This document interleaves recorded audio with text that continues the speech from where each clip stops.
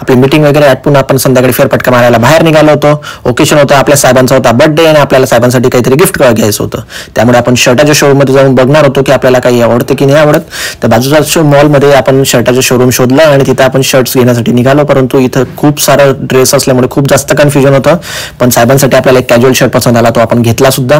आता तो शर्ट घेऊन आपण पुढे जाणार. तोपर्यंत आपल्या कलिगचा फोन आला की आपल्याला त्यांनाही एक शर्ट गिफ्ट करायचं होतं. त्यामुळे आपण त्यांच्यासाठी शर्ट घ्यायला पुन्हा मॉलमध्ये जाणार आहोत.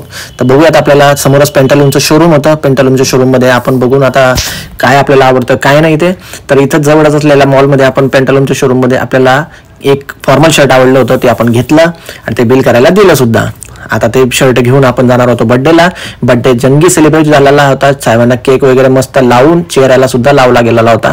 तर जंगी कार्यक्रम झाल्यानंतर आपण आता संध्याकाळी परतीच्या प्रवासाला निघणार होतो. आपण पोहोचलो स्टेशनला रेल्वे पकडून आपण सकाळीच उतरलो जळगाव येथे सकाळी 6:30 वाजता. आता आपण ते घरी जाऊ आणि